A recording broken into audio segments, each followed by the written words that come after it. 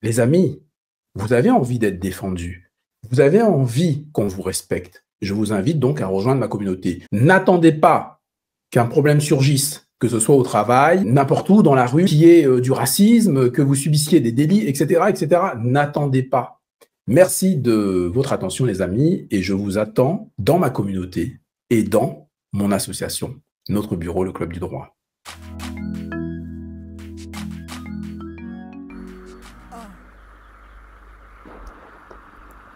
Les amis, chers publics, chers abonnés et toutes les personnes qui suivent mes contenus régulièrement, je tiens en tant que juriste à vous faire part de l'injonction que j'adresse à toutes les parties prenantes ainsi qu'aux plateformes de streaming. En droit, les amis, en tant que président d'une association de défense des consommateurs, j'agis dans un cadre légal et légitime dans l'intérêt général, conformément au principe de la liberté d'expression protégé par l'article 10 de la Convention européenne des droits de l'homme, ainsi que par l'article 11 de la Déclaration des droits de l'homme et du citoyen. Cette liberté inclut le droit d'informer sur des faits avérés, notamment lorsque cela concerne des pratiques commerciales trompeuses, des escroqueries, des faits déjà jugés par un tribunal. En l'occurrence, la personne mentionnée, c'est-à-dire Philippe Simot, a été condamné pour diffamation à 2 reprises et pour escroquerie liée à des formations en ligne. Il est très important que tout le monde comprenne le travail qui est fait sur cette chaîne et que tout le monde comprenne que nous sommes dans une parfaite légalité et qu'il est temps que les différentes parties prenantes comprennent les enjeux de ce qui, des enjeux de ce qui est déterminé aujourd'hui par toutes mes actions. Je tiens effectivement à souligner que la vidéo que vous allez suivre dans quelques instants contient un témoignage préexistant de l'auteur, M. Philippe Simot, publié par lui-même, il faut le rappeler, le 18 juillet 2022. Et autorisant expressément le partage libre, dans un but que nous ignorons, mais qui lui appartient. Ainsi, il est important de noter que ce type de contenu que nous allons publier relève de la bonne foi dans le cadre d'une mission d'information légitime, ce qui a été reconnu à plusieurs reprises par la jurisprudence. Citons 2 décisions majeures. L'arrêt de la Cour de cassation, chambre criminelle du 30 avril 1991, numéro 90-85.599, qui dit ceci. Le droit à l'information prime sur l'atteinte à la vie privée lorsque l'information revêt un caractère d'intérêt général. Et vous avez également la décision de la CEDH du 23 avril 2009, Dupuis contre la République française. La diffusion d'informations même sensibles est légitime si elle sert à un débat d'intérêt général. Voilà, les amis, l'état du droit actuel en France. C'est très important de le rappeler pour que tout le monde comprenne ce qui est en jeu et que tout le monde comprenne que ce que je fais sur les réseaux sociaux est légitime, parfaitement conforme au droit français. Merci de votre attention, les amis. Bonne vidéo. Écoutez bien les analyses qui suivront à chaque fois les vidéos que je vais vous présenter. Il s'agit de l'escroquerie numéro 7.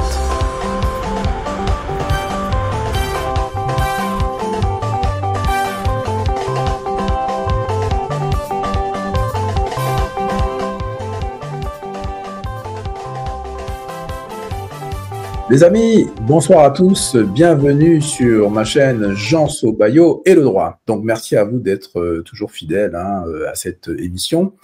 Et aujourd'hui, on va aborder un thème vraiment très très intéressant.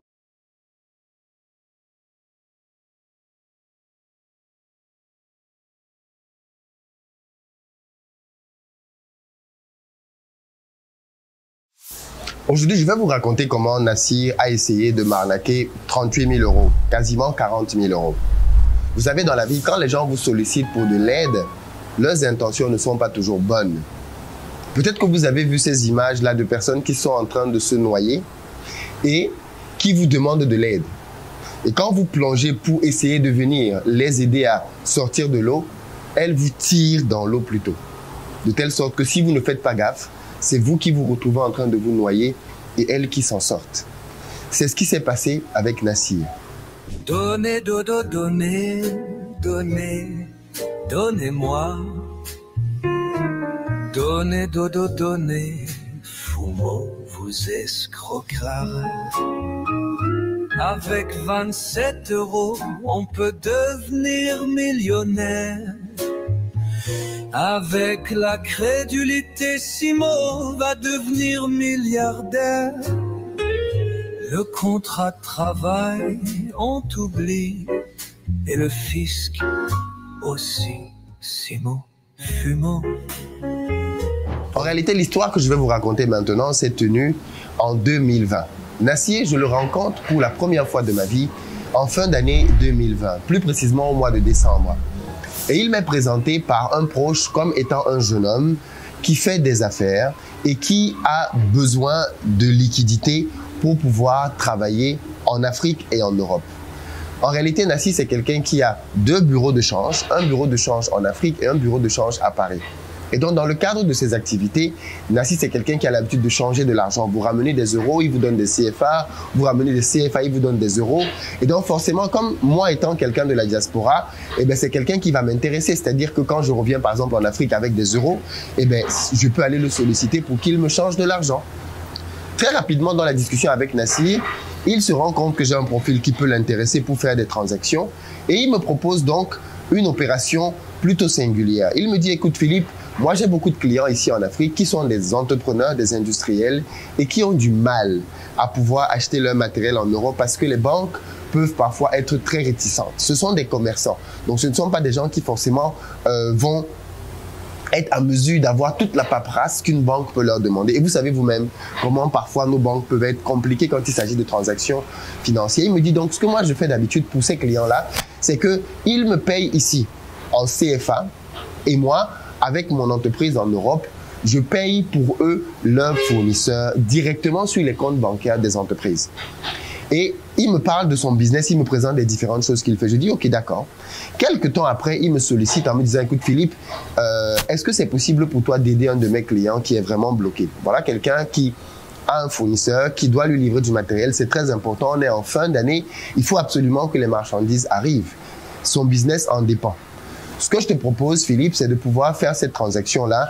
Tu payes son fournisseur là-bas et ici, sur place, on te met à disposition les CFA. Sur le coup, je me pose la question de, mais est-ce que ça me pose pas problème? Moi, je suis un particulier. L'entreprise, est-ce qu'elle me connaît? Et il me dit, non, non, ne t'inquiète pas. Dans la référence de ton paiement, tu mets simplement le nom du client en question et normalement, l'entreprise saura sans aucun problème. Donc, il me donne le nom d'une entreprise. Je vérifie effectivement que c'est bien une entreprise qui existe. Je vais sur leur site web, je fais mes investigations, j'appelle l'entreprise. Oui, ils ont bien un client, monsieur tel, qui est au Cameroun et pour qui il y a une commande en attente. Ok, donc du coup, pour cette première opération, je me dis, je vais débloquer le gars. Donc, je fais un virement. Et par la suite, derrière, il me met à disposition les CFA sur place, ce qui finalement me permet moi aussi d'avancer dans les travaux de ma ferme à cette époque-là.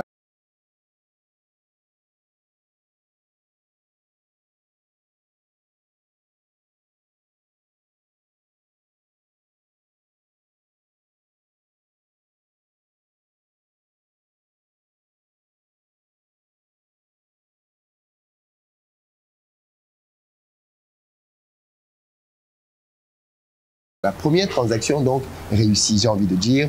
Je suis mis en confiance.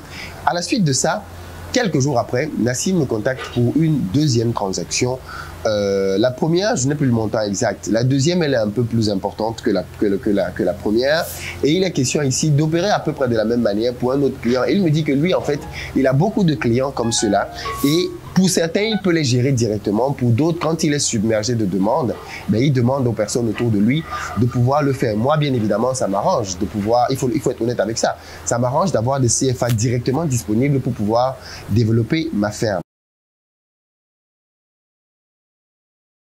Donc, cette deuxième transaction, donc, normalement, j'aurais dû être plus vigilant parce que cette fois-là, je refais mes vérifications. Je fais le virement. En réalité, comment ça se passe? Je viens dans le bureau de Nassir, je fais le virement et il me donne de l'argent directement.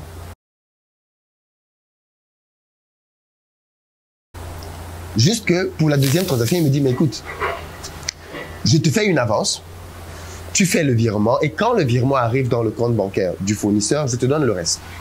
Je me dis, bon, la première transaction s'est faite de manière normale. À la limite, il m'a fait confiance puisqu'il m'a payé en même temps que j'ai fait le virement. Donc, lui, il a attendu quelques jours. Faisons lui aussi confiance et tendons-lui la main.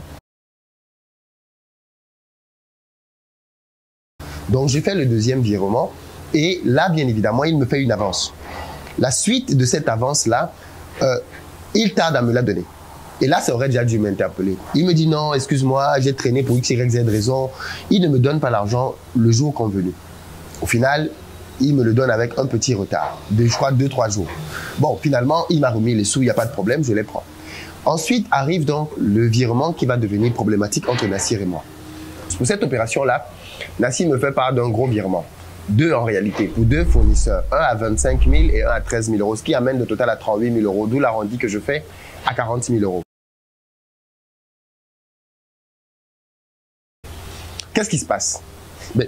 Il se passe que pour cette opération-là, au moment de faire les virements, on n'est pas ensemble. Au bout de 2 transactions, une sorte de confiance s'est un peu établie. Donc du coup, je fais les virements de mon côté et je suis supposé voir Nassir pour qu'il me fasse immédiatement le paiement puisque ses fournisseurs sont sur place. Une fois que je fais les virements, que je lui envoie les preuves de virement, on se donne rendez-vous et à plusieurs reprises, on ne parvient pas à savoir. Il faut dire que c'est quelqu'un de très occupé, qui voyage beaucoup dans le cadre de ses activités. Et moi aussi, comme vous le savez, je suis pas mal pris aussi quand je suis au pays. Donc je me dis de toutes les façons, ce n'est qu'une question de jours, on va pouvoir se rencontrer et il me remettra les versements que ses clients lui ont fait. Mais cette date n'arrive pas. Des jours passent. Et au final, quand je parviens à mettre la main sur Nassir, pratiquement une semaine après, il me sort une histoire à dormir debout en me disant oui, le fournisseur qui devait le payer ne l'a pas fait, ce qui est juste ubuesque vu que tu payes le fournisseur du commerçant, il n'y a aucune raison qu'il ne te donne pas l'argent. Il me dit oui, d'attendre un tout petit peu. Bon, là, ça m'alerte bien évidemment. Et là, du coup, je passe en mode vigilance parce qu'on parle quand même d'une somme non négligeable. Et je commence à surveiller de très près le dossier. Chaque jour, il y a une nouvelle raison qui fait que ce n'est pas possible de me verser mon argent.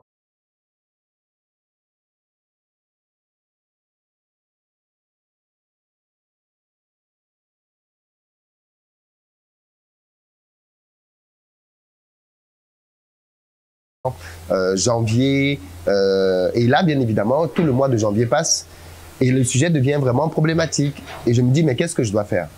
Qu'est-ce que je dois faire? Voilà quelqu'un que j'ai voulu aider, un jeune frère. Nassir est vraiment quelqu'un d'assez jeune, hein?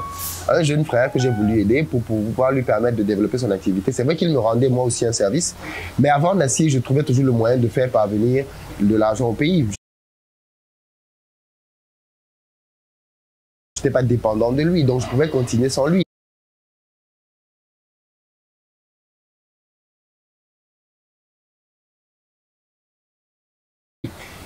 Fondamentalement, dans la relation, je pense qu'il avait beaucoup plus besoin de moi que le contraire. Et voilà quelqu'un donc que tu veux dépanner et ça semble vouloir tourner au vinaigre. Bon, je me dis à ce moment-là, c'est pas grave, donnons-lui le bénéfice du doute, il va régler le truc. Des jours passent, des semaines passent, et rien ne s'améliore. Et là, bien évidemment, moi je dois repartir du pays pour aller suivre mes activités ailleurs.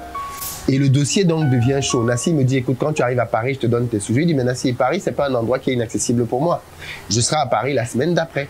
La semaine d'après, j'arrive à Paris, j'essaie d'aller à son entreprise, je ne parviens pas à le joindre. Les jours passés là, je commence à me rendre compte que bon, le gars, il n'est pas très clean en fait. Les versions qu'il me donne commencent à changer.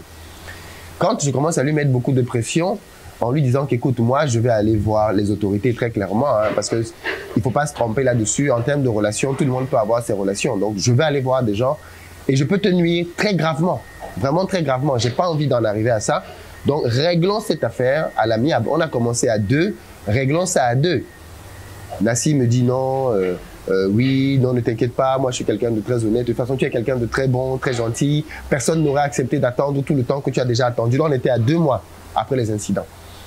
Franchement, je trouve que tu es quelqu'un de très gentil. Si quelqu'un veut même te faire du mal, c'est que c'est quelqu'un de très méchant. Vu comment tu as été gentil avec moi et compréhensif, si j'essaie de te faire du mal, vraiment, même Dieu va me punir. un discours très flatteur. Ok, donc je lui donne un petit délai encore.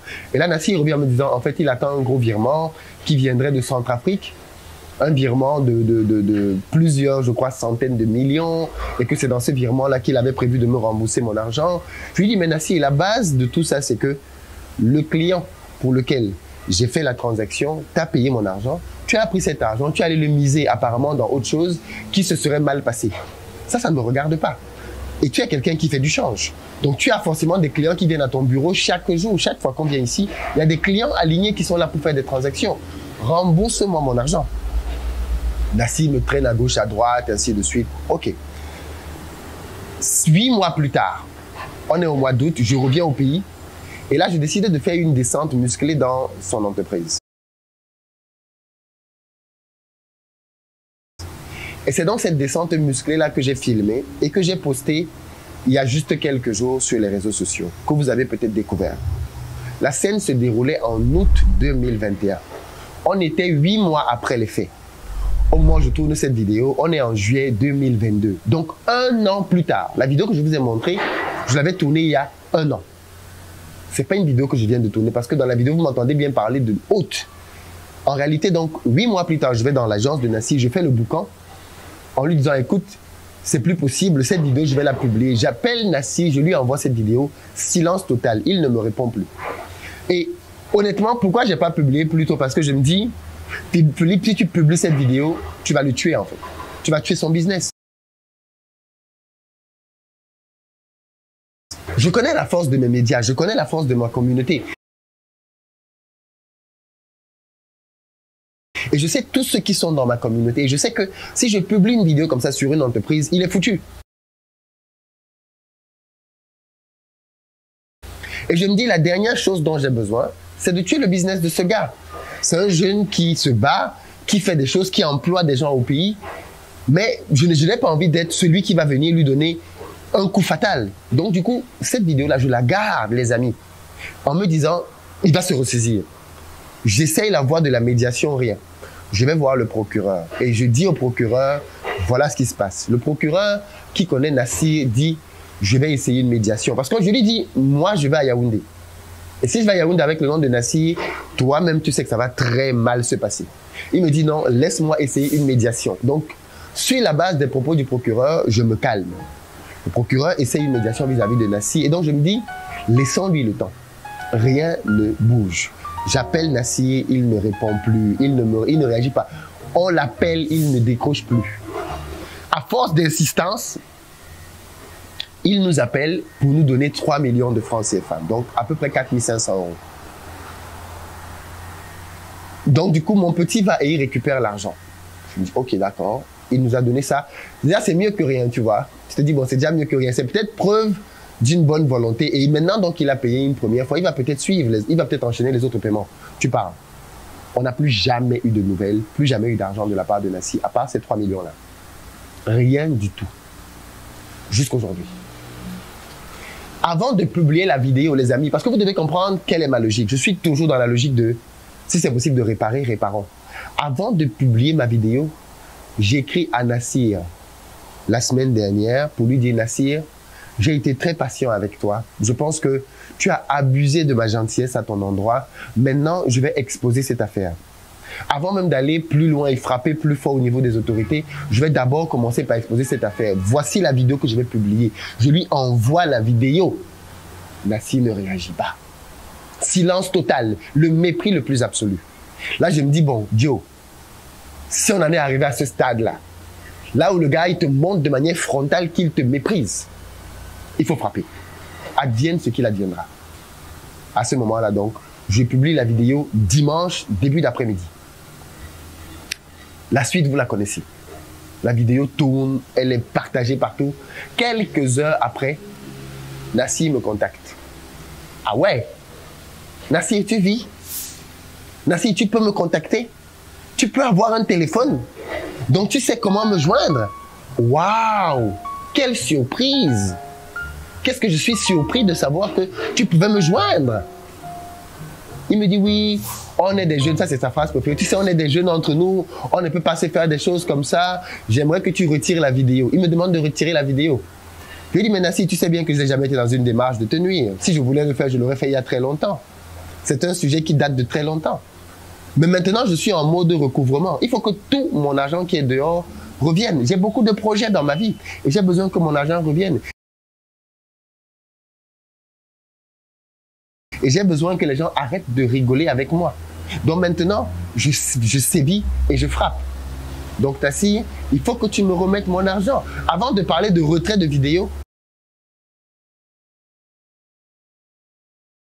remets-moi mon argent. Si tu m'appelles là maintenant pour me dire, Philippe, je te vis ton argent demain, peut-être que je vais réfléchir à retirer la vidéo. Peut-être. Mais si c'est pour m'appeler, pour me demander simplement de retirer la vidéo, je pense que tu n'as pas encore saisi l'ampleur du dossier et là où on est désormais. Nassi me dit, non, non, non, franchement, je suis venu te voir. C'est vrai, ça j'ai omis de dire ça. Il est venu me voir dans mes bureaux à Paris, un mois à peu près, avant que je ne vienne m'installer à Abidjan. Vous savez ce qu'il est venu me dire à Paris? Philippe, écoute, ça s'est mal passé entre nous, mais je veux qu'on reparte à zéro. Tu es un gars bien, je veux qu'on continue à travailler ensemble. J'ai des opérations qui vont arriver là prochainement et je te propose qu'on fasse des opérations et sur chaque opération, on va prélever une petite partie de l'argent que je te dois. Je l'écoute, j'étais ébahi. Je me demande, mais est-ce qu'il faut que je frappe même le gars ici? Qu'est-ce qu'il faut faire? Est-ce qu'il faut que je le gifle? Qu'est-ce que je dois faire pour qu'il réalise à quel point ce qu'il est en train de dire est ubuesque?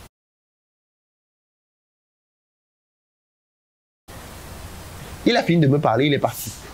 Le lendemain, je voyageais, je pense que j'allais au Cameroun, quelque chose comme ça, et j'enchaînais après avec la Côte d'Ivoire. Effectivement, je l'ai vu à Paris. Mais il me dit, oui, la dernière fois que j'étais dans ton bureau à Paris, je t'avais déjà proposé de faire quelque chose. Je lui dis, mais quel courage tu as, quel courage tu as de me proposer ça. Quel courage. Aujourd'hui, la seule chose que je veux, c'est mon argent. Il me dit, ok, je vais te faire un échéancier. Je lui ai dit, je t'ai jamais dit que j'étais contre un échéancier. Mais chasse que, tant que je n'ai pas mon argent, je parlerai de ce dossier. Parce que manifestement, c'est une vidéo qui t'a fait sortir de l'ombre. Imagine quand on sera à 2, à 3, à 4. Tu vas peut-être te bouger plus rapidement. Il me dit, non, non, non, ne t'inquiète pas, on va régler ça. Je lui ai dit, tu proposes quoi comme échéancier? Il me dit, je propose de te payer à partir de la fin du mois d'août jusqu'à la fin d'année. Je lui ai dit, ok, moi de toute façon, j'attends mon argent. Je ne suis pas là pour t'embêter, je veux mon argent. Et là, il me sort une histoire de oui, je te dois 25 000 euros. Je lui ai dit non, non, non, non, non, non, tu ne me dois pas 25 000 euros, arrête ça. Tu me dois bien plus que ça. Il essaye de dire, mais je t'avais payé à tel mois. Je lui ai dit, tu ne m'as jamais payé. Le seul paiement qu'on a eu, c'était 3 millions et rien d'autre. Rien d'autre. Donc maintenant, il essaye de diminuer le montant. Il essaie de diminuer le montant. Il me dit, oui, je sais que tu es un homme fort, tu abuses de ta force. Je lui ai dit, si je voulais abuser de ma force à ton endroit, je l'aurais fait il y a très longtemps. J'ai été très patient avec toi. Mais maintenant, il est temps pour moi de passer un message très clair à tous ceux qui me doivent encore, comme toi, parce que prochainement, je vais parler de quelqu'un d'autre. Et à tous ceux qui pourraient s'aventurer, avoir l'intention de ne pas être clean avec moi, qu'ils sachent que je vais les exposer sur la place publique avec leur nom et leur photo. Il n'y a plus aucune pitié. Bref, je vous passe les détails. Voilà donc ce qui s'est passé avec le dossier Nassi. Aujourd'hui, il m'a promis de me faire un échéancier. J'attends que l'échéancier arrive, écrit, signé de sa main. Il me dit, tu ne veux pas écrire l'échéancier pour moi? J'ai dit, mais tu as bu quoi en fait? Tu veux que ce soit moi qui écrive l'échéancier pour toi? Je ne suis pas ta secrétaire. Il faut que tu écrives toi-même avec ta main d'écriture et tu signes. Ce n'est pas à moi d'écrire ce document. Il dit, ok, d'accord, il va m'envoyer l'échéancier aujourd'hui. Et voilà là où on en est. Tout ceci pour dire que voilà les réalités aussi du pays. Parfois, vous voulez tendre la main à quelqu'un pour l'aider et c'est cette personne qui veut vous bouffer. Est-ce que c'est normal de faire ça? Lui-même, il le dit, entre jeunes, est-ce que c'est normal de faire ça? Combien de personnes ont été dans ce cas? Est-ce que je suis le seul à qui il a fait ça? Est-ce que Nassi de Nas Exchange a fait ça à d'autres personnes? Peut-être. Qu'est-ce que j'en sais? Et peut-être que cette vidéo va faire que les gens vont sortir de l'ombre en disant, il m'a fait ci, il m'a fait ça. Mais est-ce que c'est une manière qu'il a de fonctionner? Est-ce qu'on peut faire les affaires comme ça de manière et prospérer? Est-ce qu'on peut vouloir prospérer en faisant ça aux gens? C'est parce qu'on est africain et on n'a pas la culture du sang. Dans d'autres pays, ils se seraient fait refroidir avec une balle.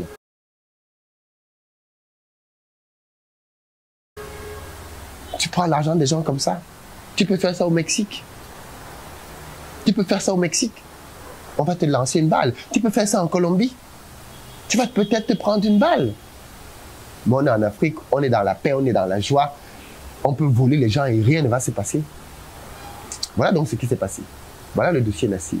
C'est un dossier très différent des deux premières entreprises. Dans les deux premiers cas, c'était des quiproquos. Mais ici, on est pour moi dans un cas de malhonnêteté foncière. Voilà quelqu'un qui voulait me mettre dans la sauce.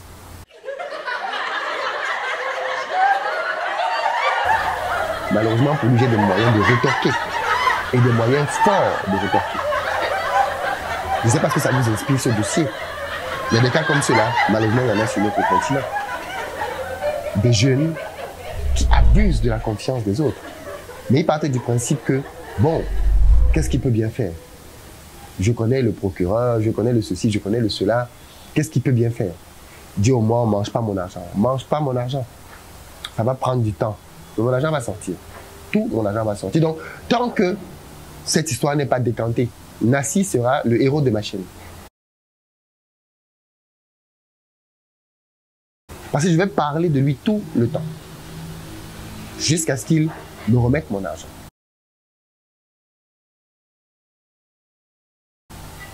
Ça, c'est le deuxième épisode donc, de la série Nassir.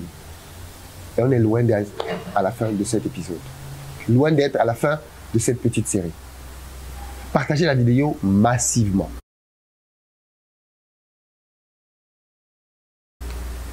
Partagez-la massivement.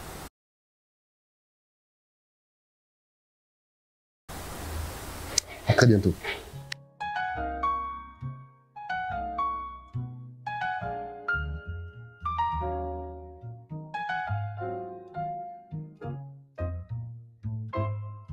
Slip Fumo, cet infâme escroc. L'Afrique, tu l'aimes, mais depuis ton HLM, donnez, dodo, donnez, donnez, donnez-moi. Donnez, dodo, donnez, Fumo vous escroquera.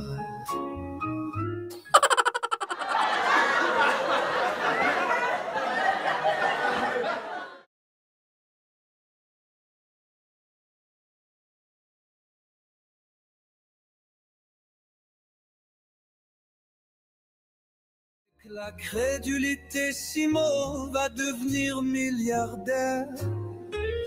Le contrat de travail, on t'oublie. Et le fisc aussi, Simo, Fumo.